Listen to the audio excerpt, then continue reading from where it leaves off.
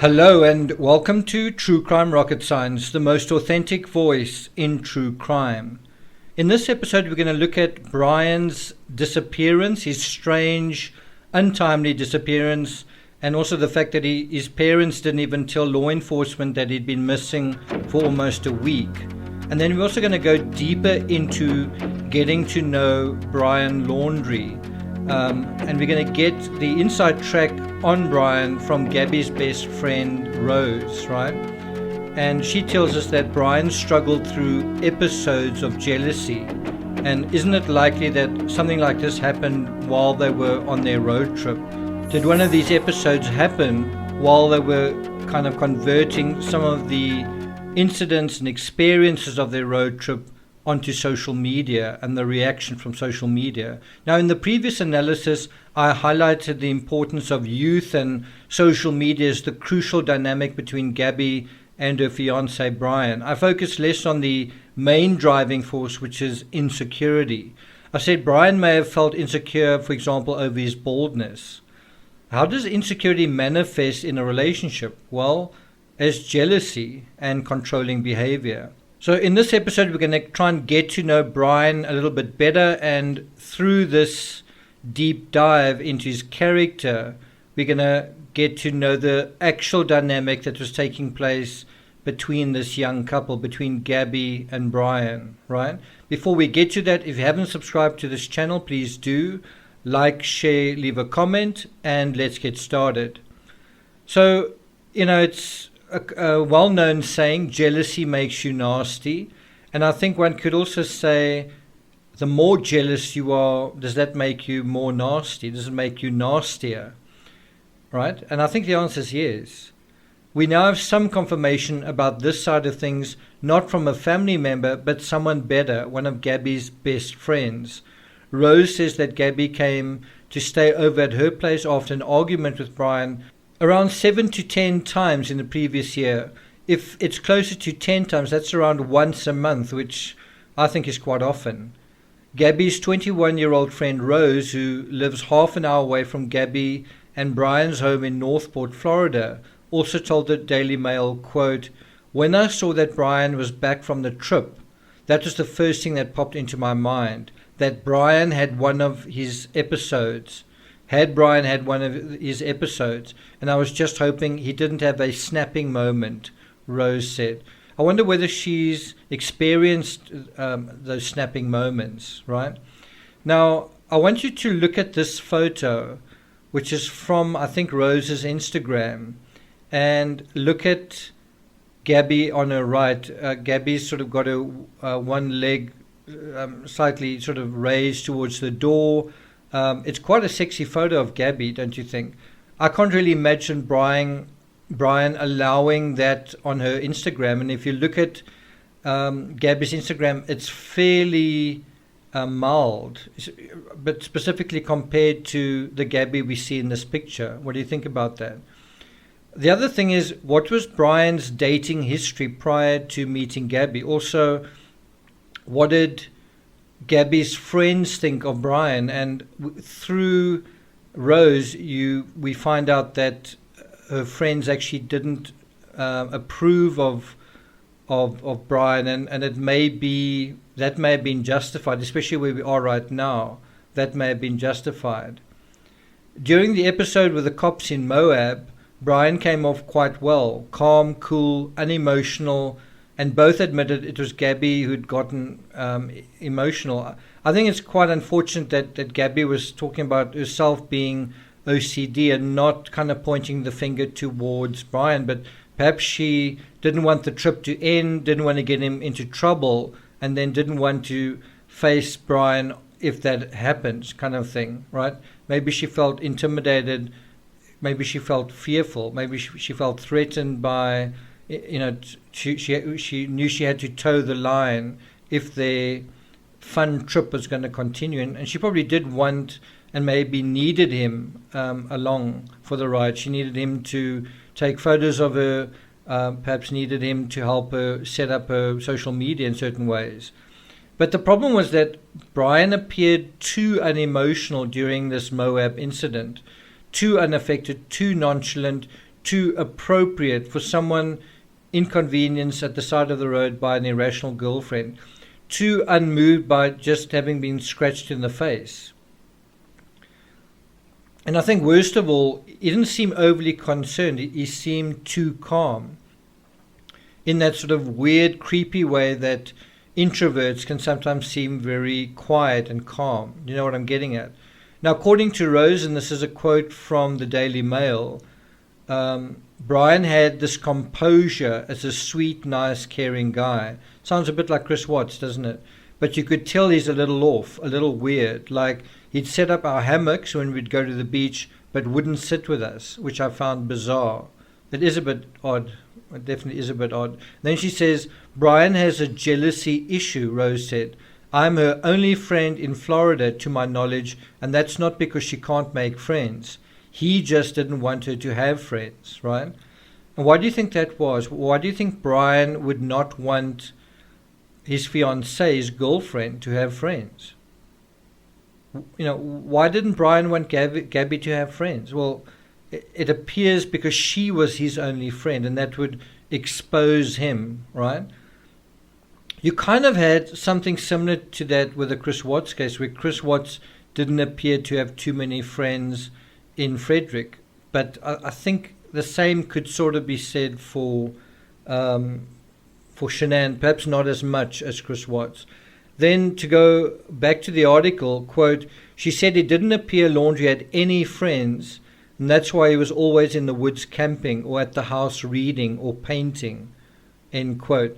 And so you can kind of see why he may have been attracted to this idea of the road trip, that he would be with Gabby, you know, he'd be with her one-on-one, he'd be away from other people, and, you know, it could be just him and her and the outdoors kind of thing. Except by bringing the social media aspect into it, he was bringing a crowd along. He was bringing along kind of her friends who were then going to exert their opinion or express their opinion, not only on her but on him, right? And so what can that lead to? More jealousy, more insecurity, more control. And one of the things with jealousy is it can be quite demanding. It's not just a feeling of unease, it's also demands, especially when the jealousy becomes controlling. So according to Rose, Brian would demand that she be home for dinner, often cutting their time short, Rose and Gabby's time together. And then she said he'd demand to pick her up from my house even when I had a car and offered to drive. So here's a guy who's very controlling. And the question is why? Why was he so controlling? What is his family life situation like? Something that I didn't know until recently was that Gabby is kind of from a sort of mixed family scenario. She has a stepfather, and that can sometimes diminish or weaken one's sense of self, because you don't always know where you fit in terms of the family structure. When you have a mixed family scenario, your biological parent changes their affiliation with a new parent who isn't your parent, and then there are feelings of unease about where you fit in the pecking order, and that is, it just can undermine the role, the place a child would normally have in a family. It just adds a sort of a level of insecurity, and perhaps she felt some of that in a relationship with him, that she's perhaps exploring some of that. The other thing that I think is quite interesting is that Rose says the couple wouldn't argue in front of her, something we also saw with the Watts family, but she could tell afterwards that Gabby would appear upset and he'd seem calm. And so you kind of have this two-facedness, this mask of appearances going on here. Isn't that the same thing that happened during the Moab incident? They argue in the vehicle, and when they appear out of it, Gabby's emotional, but he's calm. It's the same thing all over again. And she said that it was evident, this is Rose, said that it was evident in the body camera police footage involving both of them on August 12th. that same thing playing out. She noticed that Gabby's emotional and he's not. And do you think that's because he wasn't emotional or because he was hiding it? And why is he hiding his feelings? Well, it's because he's not sure how to express them. Probably because he's quite an introverted fellow. Probably because he was perhaps controlled by his parents in a certain way. Possibly due to beliefs or upbringing or family culture or any of those things. A witness actually called 911 after seeing the couple fighting. That was what led to the Moab incident, right? So it was bad enough for someone to actually call the police to see this altercation.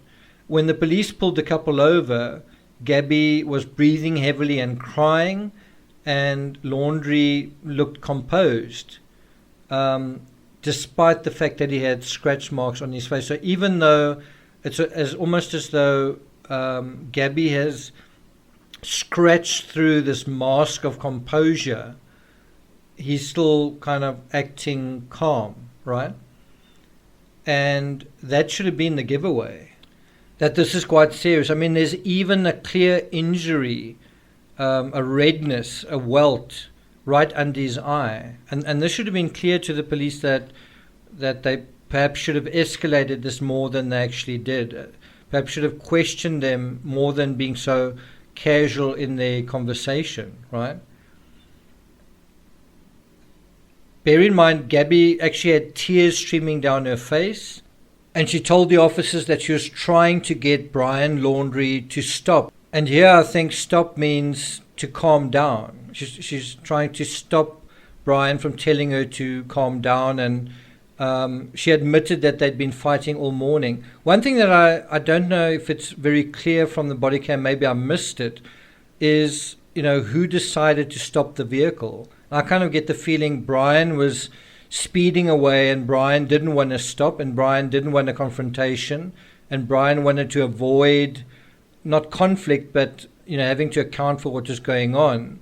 And Gabby wanted him to stop. Gabby wanted to get into the safety of the police. She doesn't sort of resist them. She doesn't avoid talking to them, but she does kind of blame herself, which is a bit unfortunate.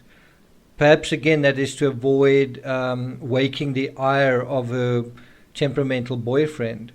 She told the cops that she suffers from OCD and anxiety. I wonder where that anxiety came from. Was it there anyway? Was it there before she met Brian? Did Brian make it worse? Perhaps in some ways Brian acted like her protector, like her bodyguard. The controlling aspect was perhaps what she felt she needed. But some of that anxiety could also come from a broken family scenario. And OCD and anxiety do go hand in hand, definitely. Both. And so you have a weird companion scenario with Gabby having OCD and anxiety, right? And Shanann Watts. And then you have this other guy who's the cool cucumber, and Chris Watts, don't you think? So both she and Laundrie said they'd been stressed about the YouTube blog that they were working on. And so both of them were obviously arguing about that. Now, what do you think he was arguing about? What do you think he was unhappy with? Well, he wanted to portray her in a certain way, and perhaps she wanted to portray herself in a different way. She wanted to express herself the way she wanted to. Rose, who knew that her friend suffered from anxiety, said for her anxiety to act up like that, there had to be some decent thing, in her words, to trigger it. Something had to happen to make it happen. And she said something had to happen, or just a lot of things had to build up. I think it's a combination. I think it was the combination of the social media, but also probably there were some specific comments that were made that made Brian, I wouldn't say uncomfortable, but very distressed, very jealous, very triggered. And then he was trying to control that. And then she says, I'm a little upset that she didn't call me after that fight, because she would have before. And one wonders why not. Was she, would she have any privacy to make the call? Did Brian, was Brian looking at her phone all the time? Was she in so much trouble already with Brian that she didn't want to make it any worse? Was she about to call him? What was kind of going on? It is unfortunate, though. It is unfortunate that she didn't reach out to her. But we do know that she reached out to her mother in that final FaceTime. Now, Brian has previously shown what he'll do to exert control, to force control, such as taking Gabby's car keys or removing her driver's license from her wallet and even deleting an app, a location app on her phone. This is besides likely editing and monitoring her social media. I mean, if you imagine all those forms of control and interference, why wouldn't he do that? Why wouldn't he be hands-on about his social media? So this is going back to the Daily Mail quote, and I'll obviously put a link to this article in the description. You actually can watch Rose making her statement. She's quite emotional. She seems quite unsettled, but kind of understandably. So she says, last summer, Gabby was driving to a bar to go line dancing with her in Sarasota. And that is when Gabby realized that her driver's license was missing from her wallet. And so Gabby returned home, confronted her boyfriend, and he admitted that he took the license. So that was his way of forcing her to do what he said, what he wanted. And so she said Brian didn't want Rose, and Gabby to go out together, didn't want them to go out dancing, so he took it. He was obviously scared that she would go then perhaps meet someone else or have fun without him, kind of thing. And as a result, she got hysterical. Again, that's, something an adult wouldn't necessarily, might get upset about, but they wouldn't necessarily be hysterical about. And so she slapped him and said something about him later pushing her. And now, as I said, this hysteria is associated with control, but it explains the sense of the exuberance and recklessness of youth. But what worries me here is Gabby hitting Brian out of frustration. Not that part so much, but Brian's response to that. That Brian doesn't seem to see anything wrong with having a physical counter to what she does. And so, no matter what Gabby says or does or doesn't do, there shouldn't be a physical counter from him. Brian may have found himself with a lot of work on his hands trying to control folks in the Wild West of YouTube and possibly Instagram as well during their trip. As possibly an introverted fellow, he probably found it quite difficult to pose and act and appear in front of the camera, and perhaps felt like he didn't want to do it. And so that defeated the point of what they were doing. I mean, if they were out there to gain a following, to gain traction, as I've emphasized in the previous episode, then his attempts at controlling her accounts, controlling what she said or how she appeared, was probably what created a serious schism with her. And that can be quite unpleasant. If you're out there having a trip and you want to sort of enjoy it and take photos, but you've got someone else who's interfering with that and kind of, ruining it, kind of looking over your shoulder, and, it just casts a shadow over all of that kind of stuff. So I don't think it's rocket science to say that the social media element of the trip was adding a completely different dimension to Brian's already out of kilter insecurity. Rose enforces the same thing. This is another quote from the article. She said, "I do believe that the relationship, as they kept going on, was getting more problematic. It just seemed like there was more and more arguments. Everything she did, I feel like he thought was wrong. Even as she said in the body cam, he didn't even support her with her blog. That's not what a fiancé or boyfriend does. That in itself made me feel that it continued to get worse." End quote. Now, I think what is very difficult is when you are in your early 20s, it's a time that you need to find your place in the world. It's a time where you express yourself, where you experiment, where you meet new people, where you go out into the world and have different experiences. And so when someone is trying to curtail that, inhibit it, suppress that, repress that, it's really frustrating. It's probably very frustrating for both people, because one person is trying to expand and sort of, feel what it is like to be alive and feel themselves alive and in their skin and sort of walk barefoot upon the world. Whereas the other person is sort of saying, no, put these shoes on. Let me tie the laces for you. Let me guide you and let me control your path. I want your path to be my path. I don't want to give you too much freedom because you might leave me, kind of thing. And that's just not a very good approach for, when you are that young and your purpose then in life is to experience being alive, experience other people, find out your social power, amongst other people.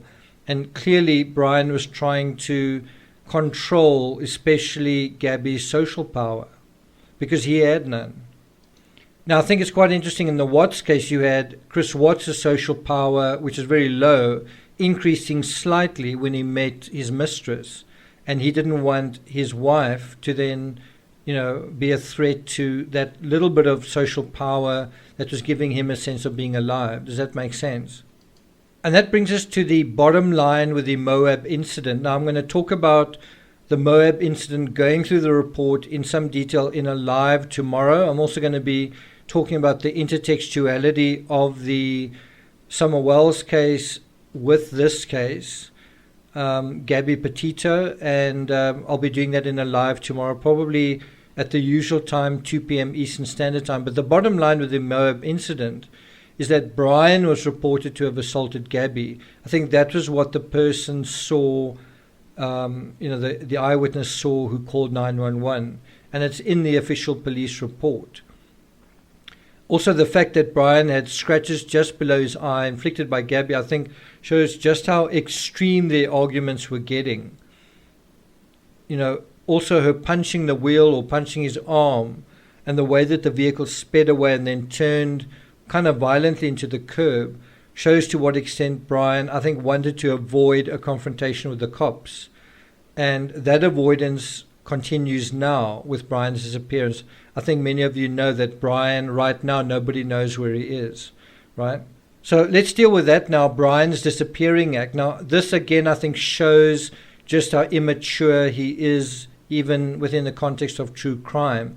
Brian has actually been missing since Tuesday, so it's almost 5 days that he's been gone, almost a week. And interestingly, his family say he's missing, whereas her family say he's hiding.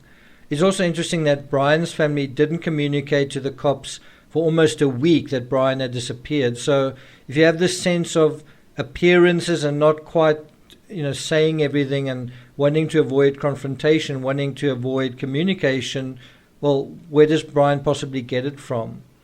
So here's a quote from CNN. Police in Northport said late Friday in a statement that they expressed frustration that his family did not speak with investigators for nearly a week about Petito's disappearance. They know what the stakes are. They know that she's missing, and then he disappears, and why don't they say anything? It sort of makes you wonder how much other things are being hidden here. So Northport police spokesperson Josh Taylor told CNN, "We've been trying all week to talk to his family," so the Laundries, "and now they've called us here on Friday. We've gone to the home and they're saying now they've not seen their son." A little bit late. Once again, feels like he's gotten a head start.